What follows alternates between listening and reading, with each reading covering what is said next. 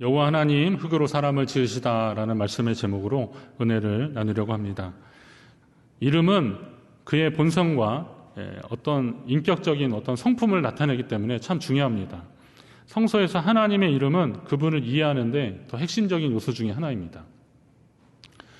오늘 제가 말씀드리고 싶은 것은 하나님에 대한 이름입니다.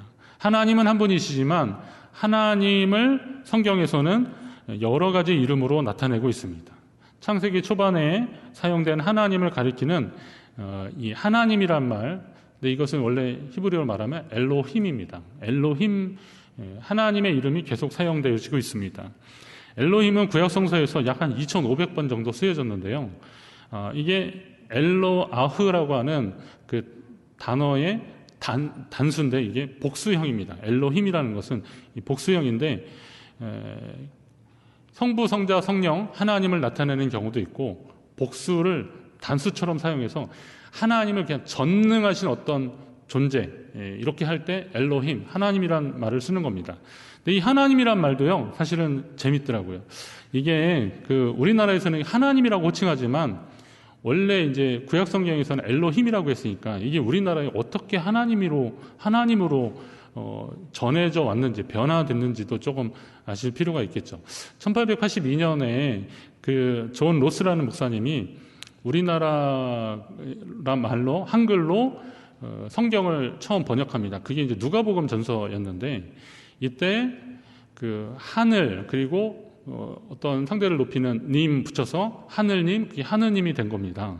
근데 이게 왜 그랬냐면 중국 한자 성경에서는 하나님을 우리가 알고 있는 하나님을 천주 그렇게 했거든요.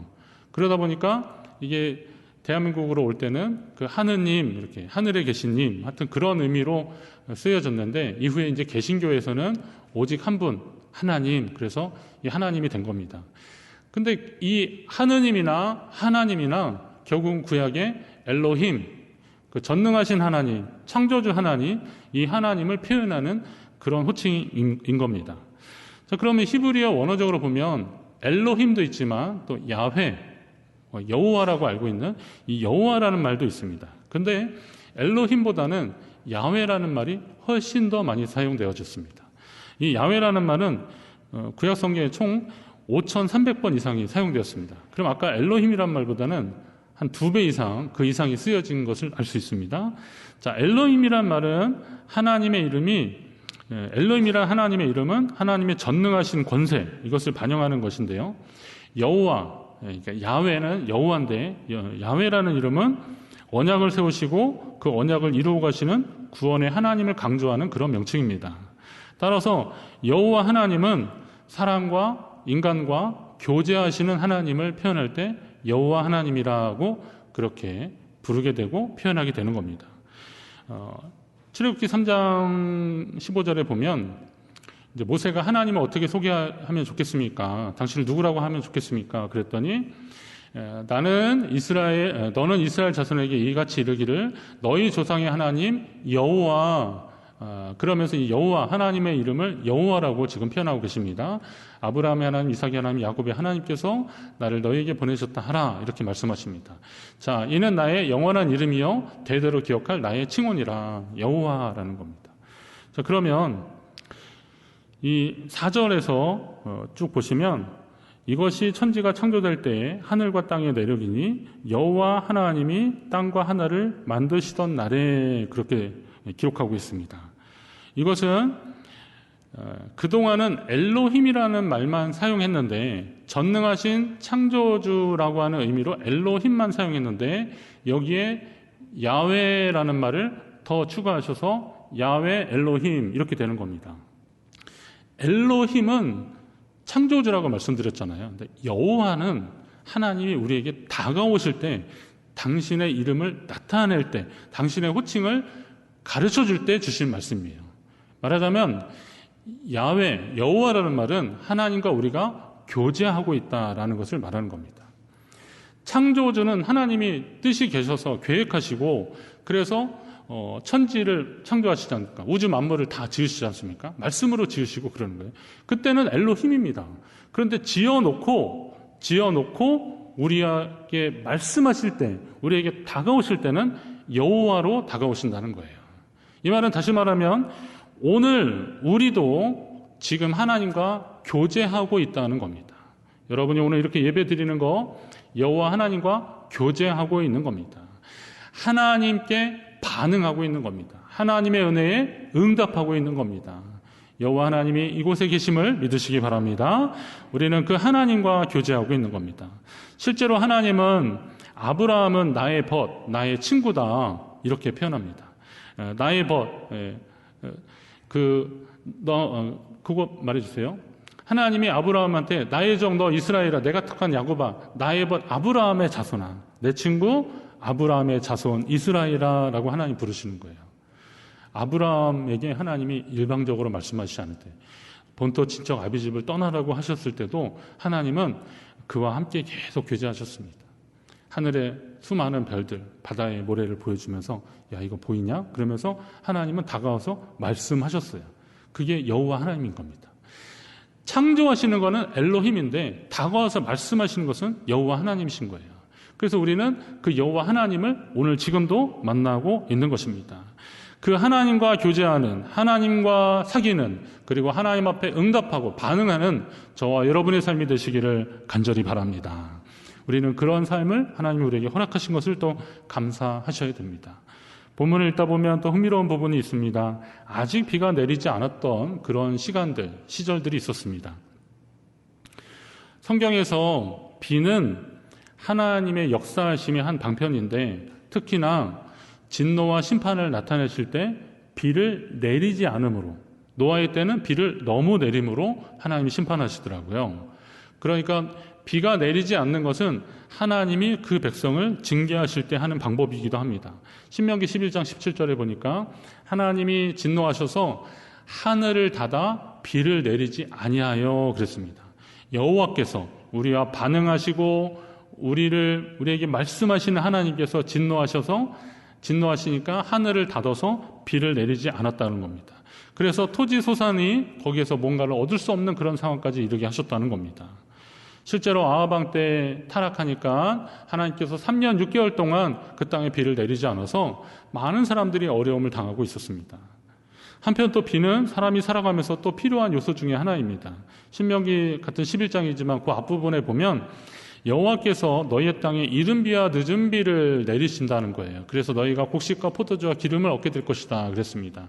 이른 비라는 거는 우리가 파종하기 전에 대지를 촉촉히 적셔줘야 되잖아요.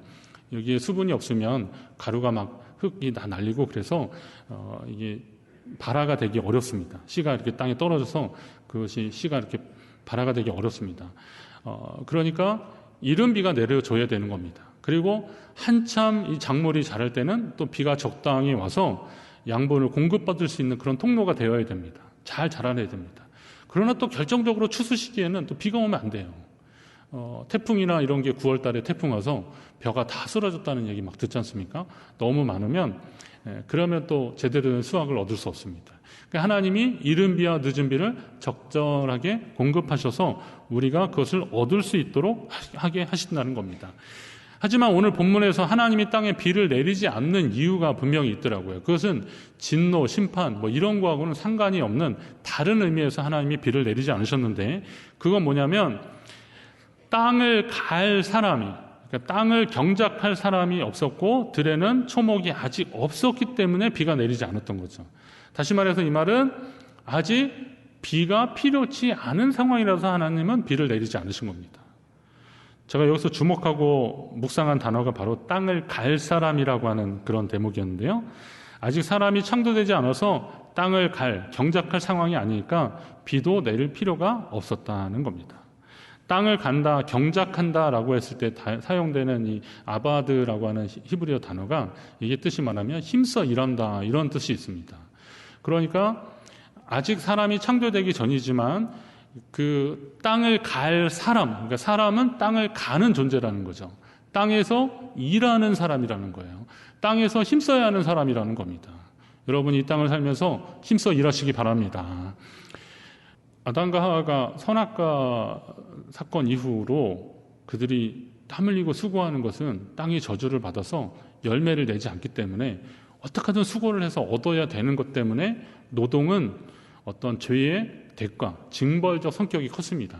그러나 예수 그리스도께서 우리의 죄 문제를 해결해 주시면서 우리가 하는 노동은 신성한 것이 되고 거룩한 것이 되고 하나님께 가까이 가는 도구가 되는 겁니다.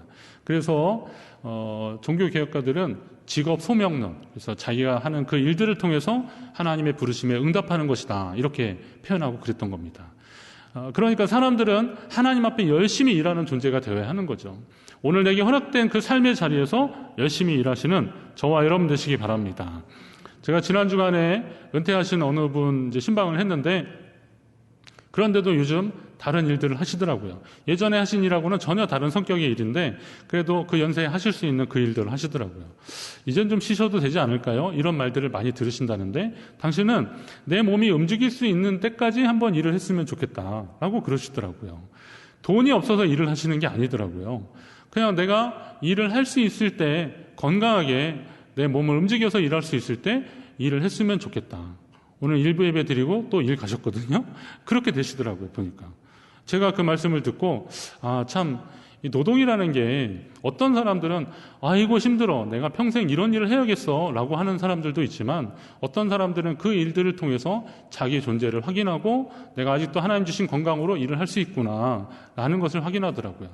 물론 월급을 받는 그 일만 일이 아닙니다. 여러분의 일상에 있어서 움직여서 무언가를 할 수 있는 것들, 교회에 와서 봉사하고 헌신할 수 있는 것들도 다 일이 되는 겁니다. 그 일은 하나님이 여러분에게 허락하셨다는 것, 그리고 하나님과 교제하는 차원에서 우리 일들은 더 기쁨이 되고 감사가 되는 것입니다. 그런데 이 아바드라는 단어가 또 봉사하다, 다스리다, 이런 의미도 있습니다. 봉사하는 건 섬기는 거잖아요, 서브. 근데 이게 어떤 거냐면, 하나님이 창조하신 이 만물, 우주 세계가 하나님의 창조의 목적대로 사용되어지도록, 쓰임받을 수 있도록 섬겨주는 것도 그러니까 아바드라고 하는 단어에 다 들어가 있는 거죠.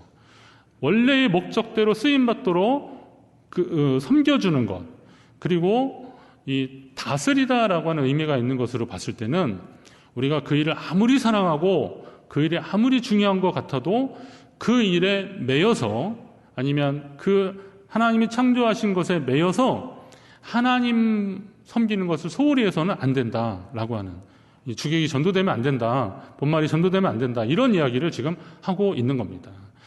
어떤 분들은 일하느라 하나님 섬기는 것이 자꾸 뒷전으로 가는 경우들이 있습니다. 또 물질이 목표가 돼서 그 물질에 대한 어떤 갈망 때문에 하나님 앞에서 마땅히 우리가 해야 될 일들을 소홀히 하는 경우들이 참 많이 있더라고요. 그것은 아바드, 이 땅을 경작할 사람으로, 그런 존재로 세우신 하나님의 뜻을 모르는 일들이라는 겁니다. 우리가 아무리 많은 일들을 하더라도 하나님 섬기는 일만큼은 그 모든 일들보다 우선되어야 한다는 사실을 여러분 기억하십시오. 아직 비가 내리지 않았을 때 하나님은 안개만으로도 이 땅을 촉촉히 적셨더라고요.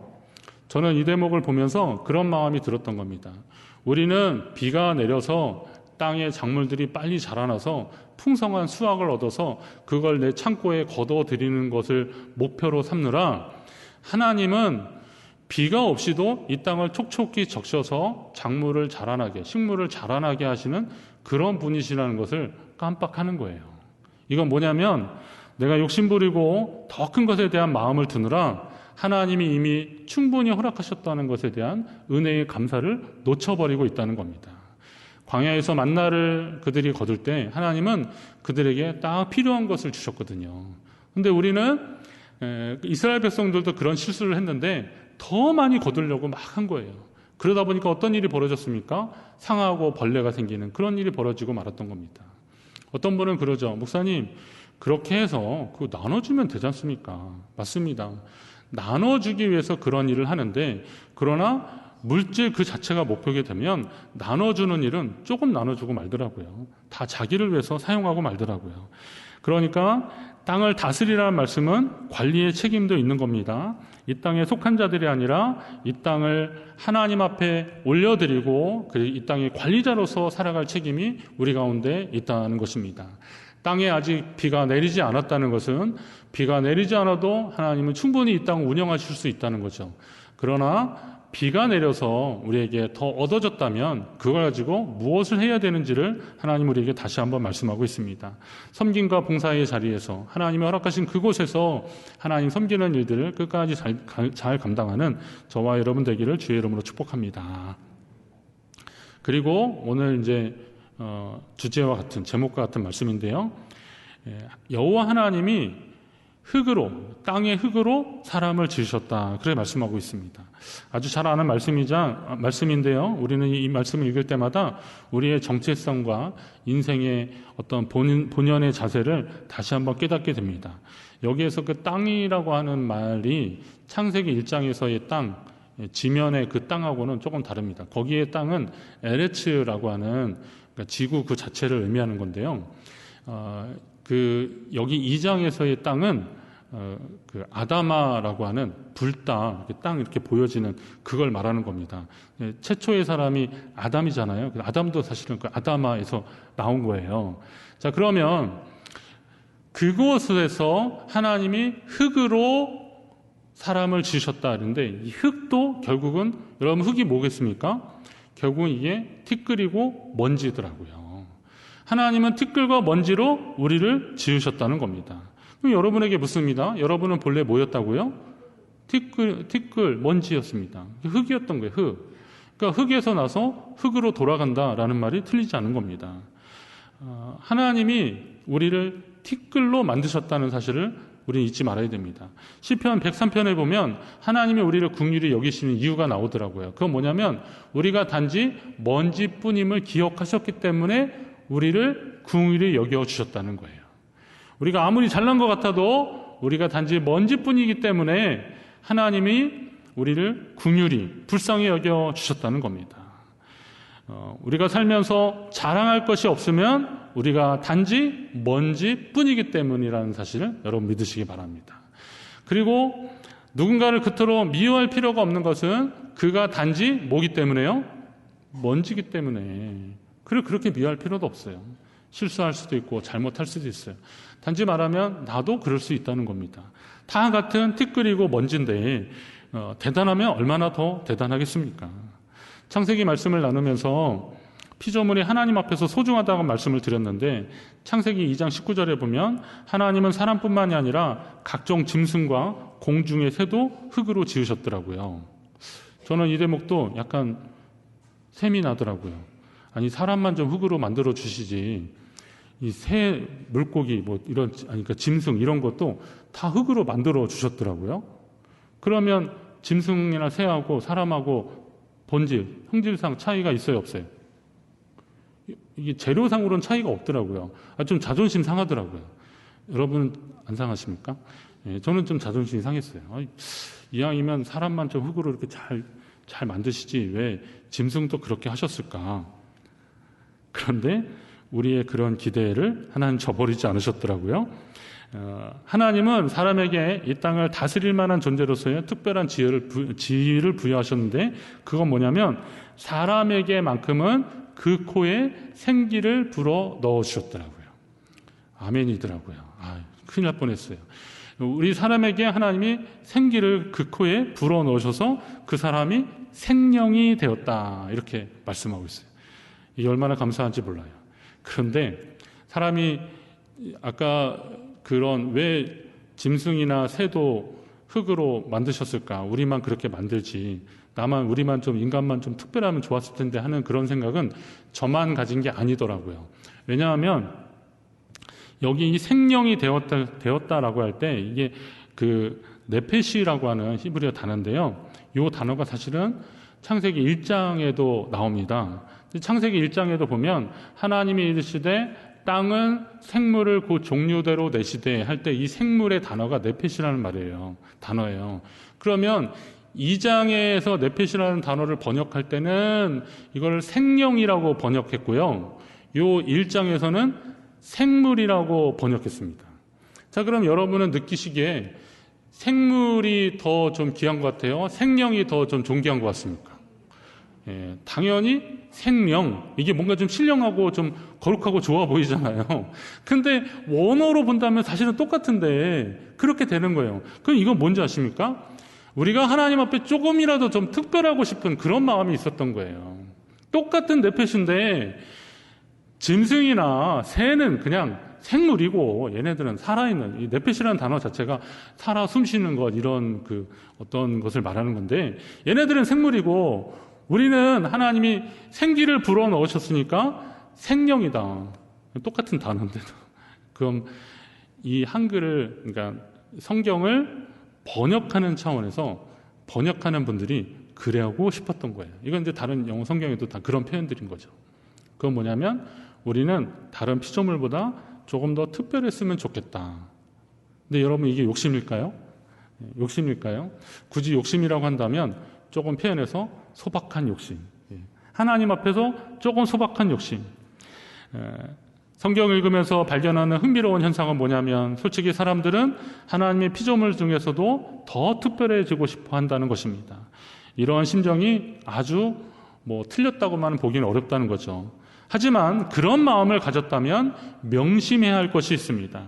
사람이 흙으로 지어졌듯이 다른 짐승들도 다 티끌, 먼지로 지어졌기에 만들어진 재료로 본다면 하나도 다를 것이 없지만, 그러나 하나님의 사랑을 의지하여 자신을 더 특별한 존재로 인정받고 싶어 한다면, 생물을 생명이라고 번역할 정도로 인정받고 싶어 한다면 그 값을 해야 되는 거죠.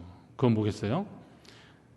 다른 것에, 다른 창조물에 비교해서 아까 여호와, 우리와 교제하시고 우리에게 말씀하시고 그리고 반응하시는 하나님 앞에서의 삶이 다 중요하다는 것입니다. 더 하나님을 가까이 해야 되는 겁니다. 더 하나님의 말씀을 들으려고 애써야 되는 겁니다. 다른 피조물들은 그냥 관리하고 다스림을 받는 존재들이지만 우리는 하나님의 뜻을 깨달은 사람들이니, 그렇게 특별해지고 싶은 만큼이나 하나님의 뜻을 깨달아야 되는 사람이니, 그렇게 깨달은 자로서 이 땅 가운데 하나님의 뜻을 실천하는 사람들이 되어야 한다는 것입니다. 인간이나 짐승이 지어진 재료로 본다면 다를 바가 없다고 하는 것은, 그건 그냥 교만하지 말라는 차원의 말씀이고, 창조의 과정에서 인간을 향한 특별함이 왜 없겠습니까? 하나님이 인간에게만 그 코에 생기를 불어넣으셔서 생명이 되었다 그랬어요. 생기라는 것은 직역하면 그냥 살아있는 기운 아닙니까? 이 말은 다시 말하면 생명력입니다. 생명력. 똑같은 짐승도 살아 움직이지만 하나님의 그 생명을 우리에게 부어주셨다는 거예요. 하나님의 그 생명을 부어주시고 그냥 단순한 엘로힘으로만 말씀하신 것이 아니라 야훼 하나님, 반응하고 교제하고 사귀는 여호와 하나님의 이름을 우리에게 주셨다는 것은, 우리는 어떻게 살아야 된다는 거예요? 하나님이 말씀하실 때 누구야? 라고 할 때 반응하는 자들이 되어야 한다는 것입니다. 여러분, 하나님과 반응하고 하나님과 교제하고 하나님과 동행하는 귀한 성도의 삶을 사시기를 간절히 바랍니다. 여러분, 기억하십시오. 우리는 티끌과 같은 존재들입니다. 먼지 같은 존재들입니다. 그런 우리를 하나님이 아주 특별한 은혜와 생명의 기회를 주셨음에 감사하시기 바랍니다. 세상에 여러 가지 우려할 만한 상황들로 우리를 옥죄어 오는 것 같지만, 그러나 그런 속에서도 오늘 예배할 수 있는 이 자리를 허락하셨고, 하나님의 말씀을 들을 수 있는 이 자리를 허락하셨고, 또 이런 엘로힘, 야훼, 좀 생소하지만 이런 이야기를 통해서 우리와 교제하기를 원하시는 하나님을 알았다면, 오늘은 우리는 당연히 하나님의 말씀을 펴야 되고, 들려지는 그 말씀이 우리의 삶 가운데 실현되도록, 실천되도록 힘쓰는 자들이 되어야 되는 겁니다. 하나님의 말씀이 그냥 이 문서 안에 기록된 재료로만 남지 않도록 하십시오. 이것이 우리의 삶에 녹아지도록, 이것이, 이 단어가, 이 명령이, 이 말씀이 우리의 삶에 드러나도록 실천하는 저와 여러분의 삶이 되시기를, 그래서 하나님의 음성을 듣고 그 말씀이 삶이 되도록 오늘도 하나님 백성으로 살아가는 저와 여러분 되시기를 간절히 바랍니다.